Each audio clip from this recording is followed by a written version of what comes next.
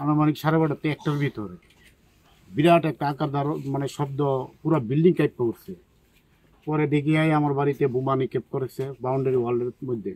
তো ওয়ালের মধ্যে বোমা নিক্ষেপ করার পরে ওয়ালটা তো ভেঙে গেছে, এদিকে ভাড়া দিছে, এদিকে ভাড়া দিছে। পরে কারেন্টের তার বইতে নিচে বেড়ে গেছে, একটা ঘরের মধ্যে কারেন্টের লগলো গেছে, একটা আতঙ্কের পরিচয়। আমার মেয়ে বিনতে ডরাইয়া, মানে কেমন একটা পরিবেশ হয়েছে আমি এখন কেমনে খুব মইটা বুঝতে পারতাম না।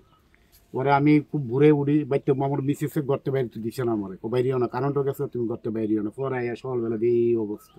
গত পরশু রাতে সময় 12টার পরে, এটা নরসিংগড় এলাকা, এই এলাকার মধ্যে তপন আমাদের পার্টি কর্মী, তার বাড়িতে আগেও আক্রমণ হয়েছে।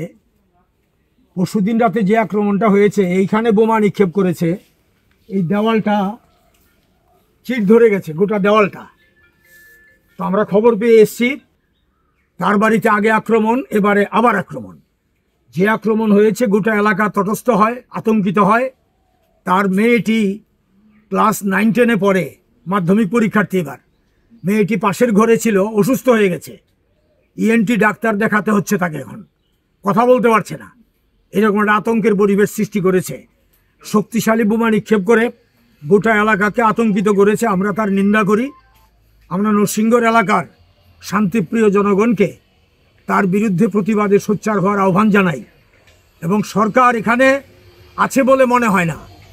পুলিশকে বারবার বলার পরেও সঙ্গে সঙ্গে আসেনি, পরে এসছে পুলিশ। এখন পর্যন্ত অপরাধী গ্রেপ্তারের কোনো আমাদের কাছে খবর নেই, করেনি একজনকেও গ্রেপ্তার।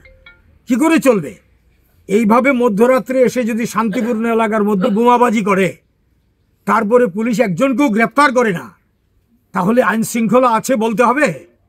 আইন শৃঙ্খলা নেই, ভেঙে পড়েছে। আমরা এই কথাটাই বারবার বলছি। কদিন আগেও এরকম ঘটনা ঘটেছে আমাদের পশ্চিম জেলাতে, কয়েকটি ঘটনা ঘটেছে, খুদ শহরের মধ্যে ঘটেছে। সঞ্জীব সাহার বাড়িতে এই ধরনের ঘটনা ঘটেছে, আরেকজনের বাড়িতেও করেছে। তো কোনো ক্ষেত্রেই অপরাধী গ্রেপ্তার হচ্ছে না। তো রাজ্যের স্বরাষ্ট্রমন্ত্রী, মুখ্যমন্ত্রী, তার প্রতি আমাদের আবেদন থাকবে যে আপনি আইনের শাসন কায়েম করুন। এইভাবে চলতে পারে না।